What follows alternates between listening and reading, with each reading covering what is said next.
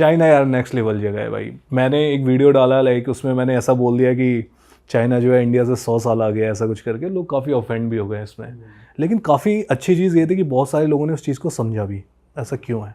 अब आप देखो इंडिया के अंदर लाइक हम मतलब चाइना ने कितनी तरक्की करी है। अब 1959 से 1961 के बीच में चाइना में भुखमरी थी, ठीक है, खाने के लिए कुछ सामान नहीं था।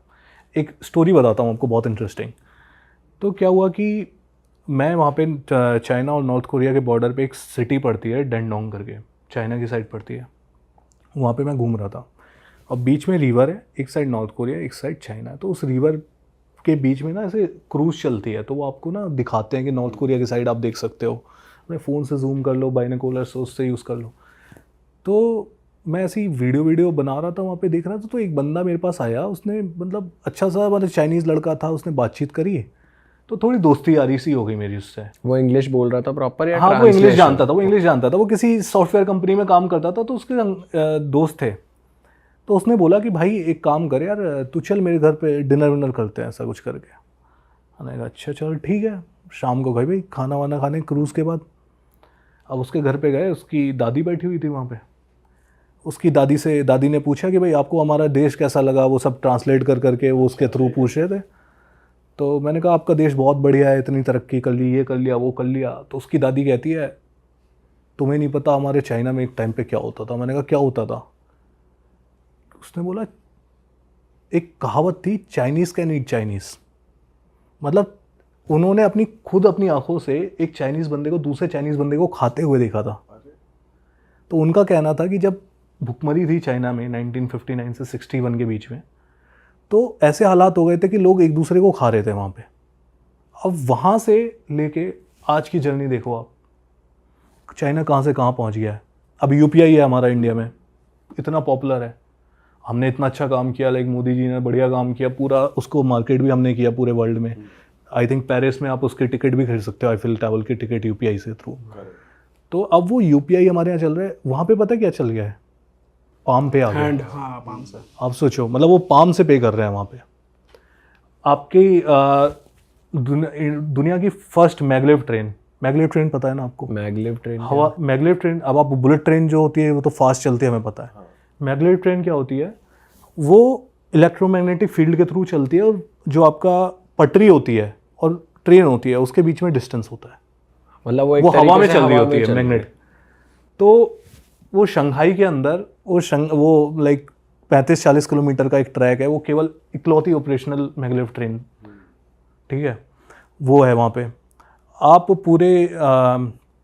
पूरे दुनिया का 2/3 बुलेट ट्रेन का जो रूट है, मतलब ट्रैक है, वो चाइना के अंदर है। 45,000 किलोमीटर से ज़्यादा की बुलेट ट्रेन चलती है, मतलब ट्रैक इतने लंबे हैं वहाँ पे, आप सोच के देखो। तो वो कहाँ से कहाँ पहुँचा है, उनका इंफ्रास्ट्रक्चर देखो। अब हम न्यूयॉर्क की बात करते हैं क्योंकि भाई पॉपुलर है, अमेरिका की सिटी है भाई। वहाँ की एक सिटी है चॉन्चिंग, वहाँ पे न्यूयॉर्क से ज़्यादा स्काई स्क्रेपर्स हैं, लेकिन आपने नाम भी नहीं सुना होगा उसका। वहाँ पे ऐसी भी तो बिल्डिंग्स है चाइना में कि भाई आप 28th फ्लोर पे हो पर वो ग्राउंड फ्लोर लग रहा है कि आप ग्राउंड पे हो, ऐसा भी है वहाँ? बिल्कुल बिल्कुल, आपने सही बोला। वहाँ पे मतलब चॉन्चिंग सिटीज़ की मैं बात कर रहा हूँ, अगर आप, जब मैं वहाँ पे गया तो मैं शॉक था भाई, मैं क्या देख रहा हूँ, लाइक गेमिंग सिमुलेशन है ये, क्या लाइक मैजिक है, क्या है ये भाई।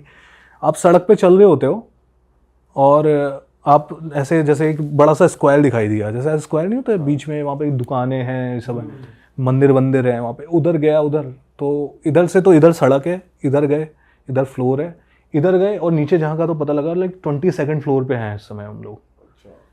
तो ऊपर टाउन ही बना रखा है, पूरा टाउन बना रखा है, पेट्रोल पंप पता नहीं कहाँ, मतलब इतना इतना यूनिक है वो कि उसको एक्सप्लेन करना मुश्किल है। अगर आप वो वीडियो देखोगे, मैंने डाला है चाइना का चॉन्चिंग सिटी वाला, वो अलग ही लेवल सिटी है भाई। उसमें आपको दिखाई देगा क्या क्या है उसके अंदर, लाइक सिटी, एक घर है, प्रॉपर अपार्टमेंट है, अपार्टमेंट के अंदर से मोनोरेल जा रही है, और वहाँ पे सिस्टम ऐसा बना है कि उसकी आवाज़ से कुछ वाइब्रेशन नहीं है, कोई आवाज़ नहीं है अपार्टमेंट के अंदर, कोई पता नहीं लगता कि नीचे से मोनोरेल जा रही है।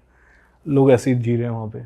और वहाँ भाई होटल लिया था आपने या फिर वो लिया था हॉस्टल वगैरह? वहाँ पे मैंने हॉस्टल लिया था। वहाँ कैसा हॉस्टल कल्चर कैसा है, या क्या रूल्स हैं, या क्या अलग है बाकी जगहों से? चाइना के अंदर हॉस्टल कल्चर ऑलमोस्ट हमारे जैसा ही है, मतलब हर जगह की तरह ही है। ऐसा कोई रूल नहीं है, बट वहाँ पे ये होता है कि जब आप चाइना में जाते हो तो दूसरी जगहों पे जाते हो तो आपको पूरी दुनिया के लोग दिखाई दे जाते हैं। थाईलैंड में जाओ, लाइक हर जगह के लोग दिखाई देंगे आपको। वहाँ पे जाओगे आपको तो वहाँ पे ज़्यादातर चाइनीज़ ही दिखाई देते हैं, क्योंकि चाइना भी एक टिपिकल टूरिस्ट डेस्टिनेशन अब थोड़ा डेवलप हो रहा है, प्रमोट कर रहे हैं वो लोग। हम लोग भी जैसे जाके दिखाते हैं तो लोग देखते हैं तो लोग और ज़्यादा एक्साइटेड हो जाते हैं देखने के लिए चाइना को। तो अभी थोड़ा हो रहा है, लेकिन अभी भी कम है। टूरिस्ट अट्रैक्शन कम है उधर? नहीं, टूरिस्ट अट्रैक्शन बहुत है।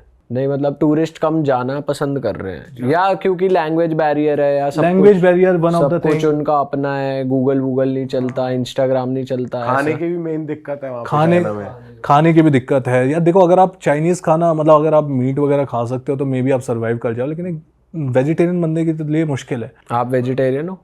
Vegetarian, but in extreme condition I can eat something extreme, but prefer नहीं करता हूँ मैं। ऑडियंस को टर्की एक तो, और स्विट्ज़रलैंड हमारे पास थोड़ा वीज़ा की दिक्कत थी तो हम ज़्यादा ट्रैवल कर नहीं पाए, बट एक्चुअल में जो इंटरलाकन वाला एरिया है वो वाला, वहाँ पे अगर आप बाय रोड करते हो तो बेस्ट है वो। मतलब अगर आप जा रहे हो यूरोप में स्विट्ज़रलैंड तो आप या तो बाय रोड करो या वहाँ की जो ट्रेन्स है उसमें ट्रैवल करो। मतलब पब्लिक ट्रांसपोर्ट इसके अलावा करोगे उतना मज़ा नहीं आएगा। ड्राइविंग का बहुत मज़ा आता है स्विट्ज़रलैंड में। और बाकी टर्की में हम कैपेडोकिया साइड से एंटर किए थे, ऊपर वाले एरिया से, तो वो एरिया बहुत सुंदर है। मतलब आपने देखा होगा फोटो वीडियोस में हॉट एयर बलून उड़ते हैं जहाँ पे, तो वो मतलब वहाँ पे अजीबोगरीब से स्ट्रक्चर्स बने हुए हैं पहाड़ों के कटे हुए, तो वो ड्राइव करने का अलग ही मज़ा आता है। अच्छा। बाकी ईरान में गर्मी बहुत थी, मतलब उस टाइम हम जब गए थे 48-49 डिग्री था, और डीजल हाईवे पे ही ख़त्म हुआ तो गाड़ी भी नहीं ऑन हो रही थी, और 48 में हम हाथ दे रहे ट्रक वालों को, फिर वहाँ रोक ही लिया था उन्होंने और दे दिया था, ऐसी दिक्कत नहीं हुई। भाई आप स्कॉर्पियो लेके ऑस्ट्रेलिया कैसे पहुंच गए बाय रोड, वो थोड़ा एक्सप्लेन करो। और वो आपकी जर्नी कैसी रही, वो ट्रिप कैसी थी, ऑस्ट्रेलिया के बारे में थोड़ा बताओ। तो ये वाली ट्रिप मैंने जस्ट अभी करी है, मैं नवंबर 2023 में निकला था और अभी इसी महीने ख़त्म हुई है वो ट्रिप। तो लगभग 6-7 महीने की वो ट्रिप थी। उसमें से हम देखो सबसे पहले यहाँ से इंडिया से गए नेपाल तो नॉर्मल है, कई लोग गए हुए गाड़ी से। उसके बाद जो है ना, वो लोगों को पता नहीं है कि आप चाइना भी एंटर कर सकते हो बाय रोड। जैसे लोगों को लगता है कि इंडिया चाइना के बीच में काफ़ी वो चल रही है तो आप बाय रोड ट्रैवल नहीं कर सकते वहाँ, बट ऐसा नहीं है। इंडिया और चाइना के बीच में भी काफ़ी बॉर्डर्स है, बट आप वो नहीं कर सकते, पर आप नेपाल से चाइना जा सकते हो। तो वैसे तो अब लोग कहेंगे कि वो तिब्बत है, चाइना नहीं है, बट वो अब चाइना के अंडर ही है, तो हम उस चीज़ में ज़्यादा पॉलिटिकली जाना नहीं चाहेंगे जो भी है। बट अभी करंटली वो चाइना के अंडर ही आता है, वहाँ पे इमिग्रेशन ऑफिसर्स, पुलिस सब चाइना की है। तो नेपाल से तिब्बत का बॉर्डर है, और उस बॉर्डर को मतलब मैंने अपनी गाड़ी से लगभग 37 बॉर्डर्स क्रॉस किए हैं, और उस बॉर्डर का जो एक्सपीरियंस था ना, वो दिल में धक धक धक धक कॉन्टीन्यूसली होना, वो एक अलग ना भाई, उसको डिटेल में बताओ। मतलब एक तो देखो यार, चाइना में ना रिस्ट्रिक्शंस बहुत हैं। जैसे हमें जो हमारे गाइड थे ना, मतलब आप चाइना में अकेले ट्रैवल नहीं कर सकते, आप अगर अपनी गाड़ी से कर रहे हो, आप फ्लाइट से जा रहे हो बीजिंग जाओ, कोई रोक टोक नहीं है, कुछ नहीं है। बट अगर आप बाय रोड ट्रैवल कर रहे हो तो आपको एक परमानेंट 24 घंटे एक गाइड रखना पड़ेगा जो वहाँ की गवर्नमेंट से अप्रूव्ड होगा। वो हमारी ही गाड़ी में ट्रैवल करेगा, सेम होटल में रुकेगा, और जब तक आप एंटर करे हो और जब तक एग्जिट करे हो उतने दिन वो आपके साथ रहेगा। तो सबसे पहला चैलेंज तो ये था, जो एजेंट था हम 40 दिन के लिए वहाँ थे चाइना में, तो 9 लाख रुपए तो एजेंट की फीस थी खाली, इंडिया के 9 लाख रुपए 40 दिन के। 40 दिन के। यार ये तगड़ा प्रोफेशन है। हाँ, तो चाइना में मोटा तगड़े खर्चा- पैसे कमा रहा है। बिल्कुल। तो 9 लाख रुपए तो उन्होंने लिए, प्लस हमारा ट्रैवल अलग, डीजल अलग, टोल टैक्स अलग, होटल अलग, खाना अलग। तो चाइना एक तो एक्सपेंसिव बहुत पड़ा इस चीज़ में। दूसरी चीज़, वहाँ पे रिस्ट्रिक्शंस बहुत थी। आपका जैसे ही आप बॉर्डर क्रॉस करोगे ना, वहाँ पे इमिग्रेशन ऑफिसर्स खड़े, आपका फ़ोन चेक करते हैं लिटरली खोल के, कि आपके फ़ोन में दलाई लामा की कोई फ़ोटो तो नहीं है, ठीक है। दूसरी चीज़, चाइना के खिलाफ आपने कुछ पोस्ट तो नहीं कर रखा, या कुछ ऐसा चीज़ तो नहीं है ऑब्जेक्शनेबल, कोई पॉर्न वीडियोस तो नहीं है, कुछ वैसा कंटेंट तो नहीं है, कोई बुक तो नहीं आप कैरी कर रहे हैं। तो स्ट्रिक्टनेस बहुत है वहाँ पे। तो उस चीज़ को लेकर डर बहुत लग रहा था कि एंट्री रिजेक्ट ना हो जाए, 9 लाख रुपए भर चुके हैं ट्रिप की भी, फिर ऐसी तैसी मच जाएगी पूरी। तो वो थोड़ा सा डर था। बट नंबर प्लेट भी आप बता रहे थे चेंज करनी हाँ, पड़ती है। नंबर प्लेट क्या है, जब हम चाइना मतलब तिब्बत में एंटर करते हैं तो 3-4 दिन तो आपको अलाउड होता है आपकी नंबर प्लेट में। फिर उसके बाद एक शहर आता है सिगात्से करके, तो वहाँ पे उनकी रोड अथॉरिटी है जो नंबर प्लेट इशू करती है। फिर वहाँ से आपको अपना एक चाइनीज़ ड्राइविंग लाइसेंस देना पड़ता है और नंबर प्लेट लेनी पड़ती है जो चाइनीज़ में ही लिखी होती है, फिर आप आगे ट्रैवल कर सकते उसमें कितना खर्चा आता है? हो। वो सब एजेंसी का फीस में इंक्लूडेड है। अच्छा। जो वो है ना नंबर प्लेट और लाइसेंस, वो एजेंसी देखती है पूरा का पूरा। ठीक है, आप चाइना पहुंच गए, फिर उसके बाद? फिर उसके बाद चाइना के बाद हम सीधा गए नीचे, लाओस करके कंट्री आती है वहाँ पे। तो लाओस के बाद हमें जाना था वियतनाम, बट वियतनाम ने एंट्री दी नहीं। उन्होंने कहा कि आपका स्टीयरिंग व्हील राइट साइड है तो हम आपको एंट्री नहीं दे सकते। तो वो कह रहे थे एम्बेसी से जाके लिखवा के ले आओ कि उनकी गारंटी है कि आप कुछ भी एक्सीडेंट करते हो या कुछ करते हो तो एम्बेसी देखेगी। अब ओब्वियसली इंडिया आना, एम्बेसी से लिखवाना, सो झमेले करना, तो हमने वियतनाम छोड़ ही दिया फिर। तो हम सीधा लाओस से गए कंबोडिया। भाई सॉरी मैं कट कर रहा हूँ आपको, जब आप चाइना से वियतनाम गए तो बीच में कुछ वाटर बॉडीज थी या फिर सीधा बाय रोड है? रोड है, पूरा रोड है ये। हाँ, मतलब यहाँ से Nepal, China, Laos, Vietnam, Cambodia, Thailand, Malaysia, Singapore, ये पूरा रूट जो है वो बाय रोड है। फिर सिंगापुर के बाद आपको जहाँ भी जाना है, ऑस्ट्रेलिया जाना है, फिलीपींस जाना है या फिर न्यूजीलैंड जाना है, उसके लिए आपको फिर समुद्र का ही रास्ता लेना पड़ेगा।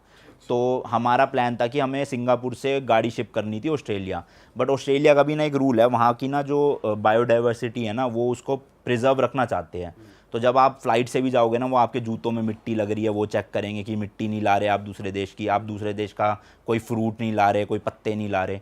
तो ऐसी गाड़ी की इंपोर्ट को लेके भी ना बहुत रिस्ट्रिक्शंस है। तो उसकी वजह से जो एजेंसी थी ना, वो कह रही थी कि 50 दिन लगेंगे कम से कम, शिपिंग प्लस क्लियरेंस मिला के। फिर हमने सोचा कि अब 50 दिन करेंगे क्या, उससे बेटर हमने गाड़ी वहीं छोड़ दी और हम ऑस्ट्रेलिया चले गए फ़्लाइट से। और ऑस्ट्रेलिया में हमने ले ली टेस्ला रेंट पे, और फिर मैंने ऑस्ट्रेलिया जो है वो टेस्ला से कवर कर।